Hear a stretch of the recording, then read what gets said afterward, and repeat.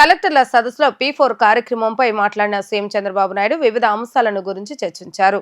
ఉద్యోగులు ప్రభుత్వంలో భాగమని తెలిపారు. వారికి న్యాయంగా అందవలసిన అలవెన్సులను అందించకుండా గత ప్రభుత్వం ఏకంగా 20,637 కోట్ల ఎగ్గొట్టి బకాయిలు పెట్టిందని తెలిపారు. తాము మాత్రం ఇబ్బందులున్న బకాయిలు ఇస్తూ వస్తున్నామంటూ ఆయన వెల్లడించారు. సచివాలయంలో ముఖ్యమంత్రి నారా చంద్రబాబు నాయుడు అధ్యక్షతన కలెక్టర్ల సదస్సు నిర్వహించారు. ఈ సందర్భంగా ఆయన మాట్లాడుతూ ఉద్యోగుల కుటుంబాలు చేతనైనంతలో ఒక పేద కుటుంబానికి పైకి తీసుకురావడానికి కృషి చేయాలని కోరారు. P4 అనేది గేమ్ చేంజర్ గా మారనుందని పేర్కొన్నారు. రాష్ట్రంలోని ప్రతి కుటుంబానికి ఇంటర్నెట్ సదుపాయం కల్పించే దిశగా చర్యలు తీసుకోవాలని సూచించారు. పురపాలక శాఖ పట్టణాల్లో ఇంటింటికి కుళాయి ద్వారా మంచినీరు అందించే లక్ష్యాన్ని నిర్దేశించుకుందని తెలిపారు.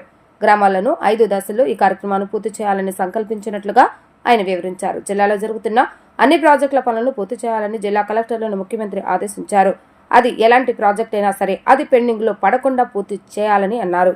జీరో పావర్టీ P4 ఇది ఒక గేమ్ చేంజర్ గా తయారవుతుంది. దీన్ని మనం ఈ నెలలోనే ఇనాగరేట్ చేస్తున్నాం. High net worth individuals, even big companies కూడా they can adopt people. Last mile 20% అన్నాం. దానికి కూడా ఒక ఎక్సర్సైజ్ చేసాం. ఎందుకంటే మనం క్యాలిక్యులేషన్ లో తప్పు చేసినాం, లేకపోతే ప్రజల్లో ఒక రాంగ్ ఇన్ఫర్మేషన్ పైన ప్రాబ్లం వస్తుంది. కాబట్టి ఒక 20 లక్షల మందిని మనం ఐడెంటిఫై చేస్తాం. ఒక చాయిస్ వదిలిపెడతాం. మిగిలిన వాళ్ళని కొంతమంది వాళ్ళు ఎవరన్నా ఎక్స్క్లూడ్ అయింటే they want include will include. ఒక 10 లక్షల వరకు ప్రొవిజన్ పెట్టుకుందాం. ఎవరైనా అడాప్ట్ చేసుకున్న వాళ్ళు వచ్చి మేము వీళ్ళు కూడా చేసుకుంటామంటే will give that option. Total గా మనం ఏం పెట్టామంటే మార్గదర్శి అనే పేరు పెట్టి ఎవరైతే డోనర్స్ వస్తారో దాతలు వస్తారో వాళ్ళకి మార్గదర్శి అనే పేరు పెట్టాం. ఏవైతే కుటుంబాలు ఉన్నాయో దీనికి బంగారు కుటుంబం అనే పేరు పెట్టాం. మనం government is a facilitator, collectors are facilitators. Zero poverty phase 1, ఆ తర్వాత better living standards, then best living standards.